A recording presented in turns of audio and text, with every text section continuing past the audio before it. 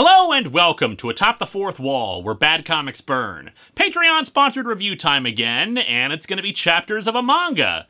But strangely, we're not looking at consecutive chapters of a manga. Couldn't find much background info on the creation of the book itself, but the lowdown is that it's a horror comedy series, leaning more towards the horror, especially the body horror department, as you can guess from the Franken part. The premise involves the titular Fran, a creation of a world-renowned surgeon and mad scientist named Dr. Madaraki. Dr. Madaraki has gone missing, but since people still need his help, Fran has pretty much taken over his duties. And while she's a skilled surgeon, she has questionable results based on her own misconceptions about how to solve problems. Yeah, I'll try to hold off on some of the more gruesome stuff for this one, for the more squeamish, and because I don't want the video to be demonetized, but the patron who requested it specifically requested these chapters because they wanted to show the moods of the comic. Some chapters lean more towards comedy than horror, and likewise more horror than comedy. It is, however, dark humor, which leads us on our continued unintentional streak of books talking about tone, dark comedy, and how comedic sex montages are probably not appropriate in the same book where a teenage girl contemplates whether to get an abortion out of fear of her abusive father. Why yes, I am still bitter about Trouble from last week, so let's dig into Frankenfran chapters 1 and 4 to see if this is something to add to the list of things I'm angry about.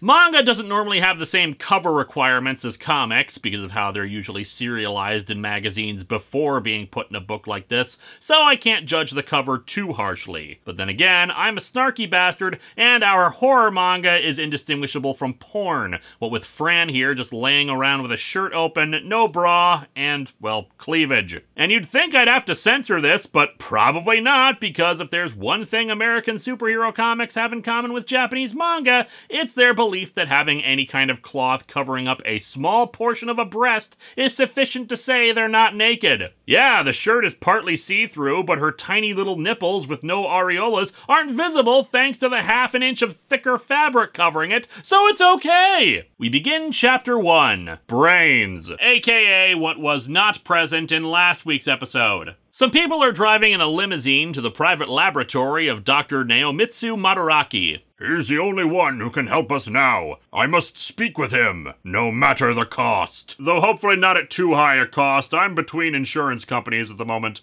At the lab, they meet Fran, who says that Dr. Madaraki isn't there. I'm afraid he stepped out for a bit. The local McDonald's is a 24-hour one, so he went out to get some McNuggets. Yeah, Fran has this weird vocal tic where she'll sometimes stretch a word for a moment. They're confused about who she is, since she looks like she has more sewing stitches on her than Sally from The Nightmare Before Christmas. While Fran gets them some tea, we hear some backstory about Dr. Madaraki. During World War II, he was attached to the Biochemistry Corps. When it comes to biotechnology, no one in the world can beat that mind of his. He's the inventor of the squirrel cannon. We almost won World War II with that thing. Madaraki vanished for a while, with rumors circulating that he'd been in America and Israel during that time, but has recently returned to Japan. World War II? The fellow must be getting on in years. Yes, he's probably long past 80. He's a monster. Oh no! Old people? He must be a monster! They explain that the older gentleman, Mr. Matsui, recently lost his son in a car accident. Oh no, so you lost your son in a traffic accident? How dreadfully sad. Yeah, this is the problem with the word stretching thing. It makes her sound like she's being sarcastic and condescending. Matsui says he was always too busy with his work to spend time with him, and the death has basically shattered his wife, who can't accept that he's dead. He wanted to be a real father to him at last, and they've heard rumors about Dr. Madaraki, the mad scientist. They say his hands can call people back from their wanderings in the realm of the dead. Hey, Steve! Over here! Oh, geez, thanks, man.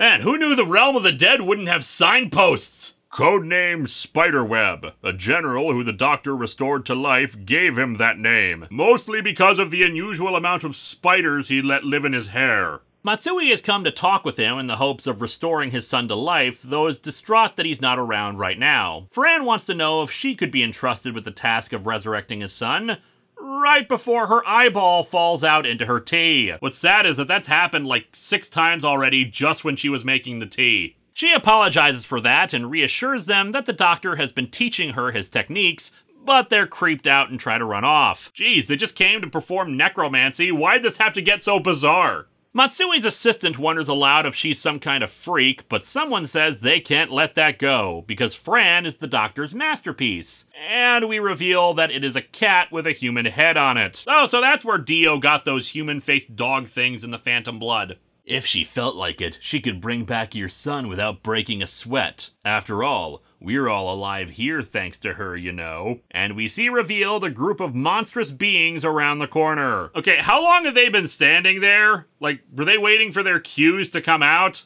Like, what if skeleton-headed guy in the corner here needed to go use the bathroom? Or is this just what they do for fun? Stand in a hallway ready to shout boo at whoever comes that way. They agree to let her help and quickly exit. What a horror show! I can't believe you're doing this, sir! Anything to bring back my son! I'd make a deal with the devil if I had to! Sorry, he's booked solid for months trying to take people's marriages away. Fran tells the cat guy, Okita, that the vote of confidence is appreciated, but she's not certain she can actually do it. What? But reanimation's your specialty. Now look, Okita, bringing the dead back to life is technically impossible, you know? But I've never read technical manuals, which is how I'm able to get away with it. Well, think about it. Humans aren't just flesh, they're also a synthesis of information. Making a corpse walk is easy, but reviving a living personality is a different story. I mean, just look at most politicians. Innate characteristics, memories, experiences, and emotional responses. All of that was woven into his living molecules. So the him that was composed of it is gone. It's a bit of a flowery way of saying it, especially the molecules bit, but not entirely inaccurate. Brain cells start to die within minutes of a person dying, and while she might be able to make his corpse walk around, it's a different story about his memories, personality, etc. It's likely the son died quite a while ago, so it's doubtful there's anything left of who he was. So why'd you say yes then? It's so sad, don't you think? He came to a place like this for the sake of his dead son, and I figure giving him false hope will really make him happy long term. We see that she can actually detach her head and have her body do work without it, which has gotta be a useful skill, and the other creations in the laboratory come to her and point out the window. Oh, of course, there's a full moon tonight. It's okay, go out and play. Oh, those lovable scamps. They're gonna murder so many people. Just stay away from paparazzi. Well, that's just good advice in general. Going back to the problem at hand, she recognizes that building a clone of the son wouldn't bring back the person that he was. Plus, it would just drag on for 2 years, and the reading audience would get really sick of it. The key is the software and the user. If I run Windows Update on the corpse, maybe I can restore him. We soon learn that Matsui actually didn't care about his son at all. So why all of this? Well, it turns out Matsui's own father left instructions of his estate that 90% of it went to his grandson. And it won't go to Matsui at all, even if said grandson is dead. And in fact, it's heavily implied Matsui caused the car accident that got his son killed. As such, they need him alive, even if he's just a vegetable, so they can control the estate. Fran arrives with a bunch of her monsters in hazmat suits to act as her assistants, so she can get to work. Matsui leading them to the corpse. Said corpse is being held in a freezer. Oh good, you kept him on ice. Unfortunately, you kept him in a Tupperware instead of a bag, so there's a lot of freezer burn on him. The monsters keep Matsui's assistant out of the freezer while Fran gets to work, revealing she has 2 extra sets of arms under her surgery poncho or whatever this is. Well, this is a very complex operation, and I didn't have enough hands, so I gave myself a teensy little upgrade. I also installed a DVD-ROM drive on my back, but only because I couldn't afford a Blu-ray drive. She injects an anesthetic into Matsui and informs him that her fee is 400 million. Don't know if that's yen or dollars, but given what's going to happen, I don't think it matters. As well as any internal organs that strike her fancy. Yeah, it's hard to resist a good gallbladder. And so she begins the surgery, even yanking out Matsui's brain in one clean swoop. Even takes the eyeballs with it. Naturally, I am not showing this because, again, this is my job and Patreon sponsors are not paying me nearly enough to risk this video being demonetized. Rest assured, it would be utterly comical in presentation if not for what happens afterwards. Matsui wakes up after having been in a coma for a week, thinking it was all a dream, but it is then revealed what Fran did. She attached his son's head to the back of his head. And it talks to him. I haven't forgotten that you murdered me. Still, I set a reminder on my phone in case I did. And now we'll be together forever. You'll never lose me again. Unlike your keys, which I believe you have misplaced again. Now, play nice, Daddy. Well, depending on how you look at it, it's either way easier or way harder to play catch with him now. Back at the lab, Fran explains that she admittedly fudged the truth with him a bit. The son's brain is dead, there's nothing she could do for that, but she's wired his brain up to Matsui's, and all his thoughts are routed through it. Thus, this is kind of more of the father's view of his son, with just a few stray thoughts of the son's original mind going through on occasion, though she also tweaked his neck so that whenever one or the other is in control of the body, the neck will twist around accordingly. So it was Fran who made that Batman-Joker hybrid for Brother Eye and Future's End? Okita wonders when Madaraki is coming home. Probably not anytime soon. We're gonna find Madaraki's body in a dumpster, aren't we? She says that she's sure that whenever he does come back, he'll be so proud of her and what she's achieved. And regardless of whether or not Matsui really got what he wanted, their father and son, they're probably gonna work it out. Probably by Matsui smothering his face in a pillow whenever he sleeps. That ends Chapter 1, and thus we move on to Chapter 4. Cosmetic Surgery. I mean, technically any chapter in this manga could have had that description. A young couple named Katsura and Hana are meeting on the roof of a school. But Hana suddenly panics and runs off, apologizing to him as she goes. We see that Fran is attending school now, though given the bubbles around her head and the stagger sound effect, I think she might have been hitting Dr. Madaraki's liquor cabinet the night before. A schoolgirl goes up to her and asks if she's good at surgery and whatnot. Average, I guess. You connected a dead person's brain to that of his father's and made their head twist around 180 degrees. How the hell is that average? What happened here was a miracle, and I want you to fucking acknowledge it. Anyway, she's hoping for some small cosmetic surgery for an eyelid fold, since the hospital won't do it for her if she's under 18. Naturally, Fran sees no problem with that, because while the Hippocratic Oath is actually printed on one of the first few pages of the manga, no kidding, it's included right before Chapter 1. Some of the more complex aspects of medical ethics didn't really get put into her. And indeed, it's a pretty quick procedure that she's able to do, even doing it in the school science lab. Oh, this has got to be an insurance nightmare. And soon the girl spreads to the rest of her classmates that Fran did the procedure for her, and we get a line of people outside wanting things done. They want their eyes bigger, liposuction, more height, breast implants, and abortion. Wait. That is not cosmetic surgery! And yet this still treats the subject with more respect than Trouble did. The boys soon notice how the girls are getting hotter, and I guess the cosmetic surgery also included a bunch of glitter given how they're all sparkling and stuff. Soon Katsura comes to see her and explains his problem with Hana. She was assaulted as a child, and yeah, while it doesn't show anything explicit, there is a flashback panel that's probably still in poor taste, so I'm censoring it. And ever since then, she's been afraid of men and being touched by men. That's pretty serious. She should get some professional therapy. So Fran was instructed about that, but not maybe you shouldn't perform unnecessary cosmetic surgery on teenagers. He says she's gotten tons of therapy, but it hasn't helped her fear of men. However, the fact that the two are still dating and she wants to be with you shows that there has been progress, dude. And he wants to marry her someday, so yeah, it just requires time. Or, you know, he has a terrible idea that Fran decides to go along with. She says she'll need some prep time for this, and soon Hana arrives and has a request of her own. We see some more cosmetic surgery she's done around the place, including this dude who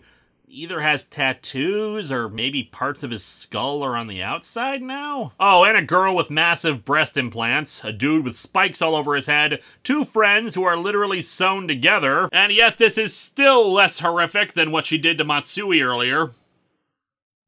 Whose house do they sleep at?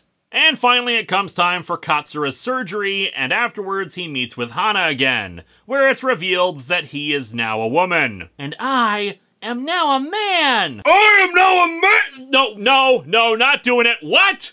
Hana explains that when she saw what he was willing to do for her, she felt awful and was on the operating table next to him, so the two just switched torsos. Yeah, Hana says that they switched genitals with each other, but I don't think those abs really come in immediately when you have top surgery. In case you hadn't figured it out, this is the comedic chapter, and while in theory this is funny in an absurdist kind of way, it just doesn't really click for me. I don't know, I don't think it actually solves the problem. Katsura says he's a woman now because of his genitals, but that's not how transness works. Genitals are not the determination of gender, and he probably still thinks of himself as a man, and she will think of him as a man too, and it doesn't solve the psychological issues at play, which are not helped by her own surgery, and even if they do self-identify as the opposite gender now because of the surgery, wouldn't that just result in a bunch of self-loathing?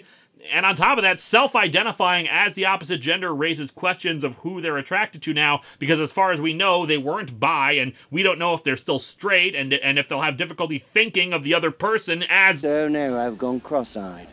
I don't know, maybe I'm overthinking this. It's just supposed to be a dumb joke in the same chapter where a girl gets breasts 3 times the size of her head. I'm just gonna call this one a wash and move on. Whatever. In the end, they're both happy and able to make out in public and whatnot. What's sad is that this is still a high school romance, so who the hell knows if this'll last. But yeah, everyone seems happy with all their surgeries, so good for them. And so our chapter ends with Fran dropping out of school. She says she went there because she wanted a break, but ended up working harder as a result. Aren't some of those kids gonna have second thoughts? I suppose they might, but they're all good, mature people. As evidenced by that one guy who shouted, "Whoa, check out those melons," at the girl with huge breasts. They understood the consequences. You are a bad judge of that! Anyway, these chapters are perfectly fine. Both have their comedic elements, but like I said, the first chapter leans a little more towards horror, while the fourth towards comedy. Kind of an absurdist, everything is messed up, but we're all okay with that kind of way.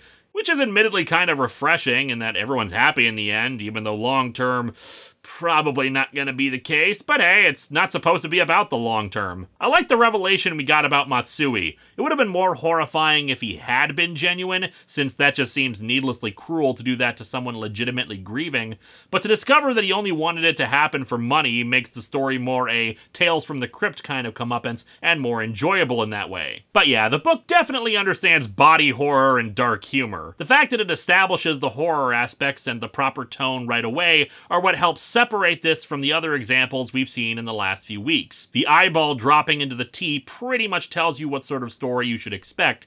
Kinda gross out humor and darkness, with juxtaposition of Fran's blissful ignorance compared to the horrific things that she does. It's not confused about what kind of book it is or what it's going for, although the fan service-y cover doesn't help, because unless you're into some very specific and unusual fetishes, this ain't exactly hentai, even though it does have some nudity in spots. Next time, another Patreon-sponsored review, but kind of a weird one, because it's a Youngblood request, and it will also be the first proper review I've done of an Alan Moore comic.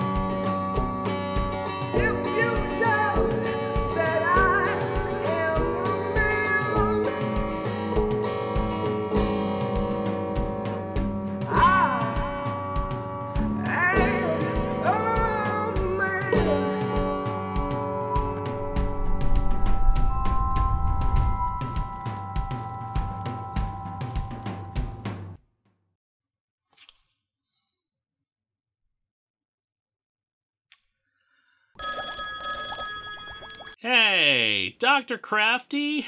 Yes? About this title card with me being turned into a cat? Yes? You realize that if you ever tried this for real, you would be fired, right? Probably, yeah. Okay, just wanted to make that clear. Also, didn't you used to be a live-action person once? I remember a previously on segment this one time. Whoop, got to go. Got people's heads to stitch on cats. No, okay, I did. Hey, wait a minute!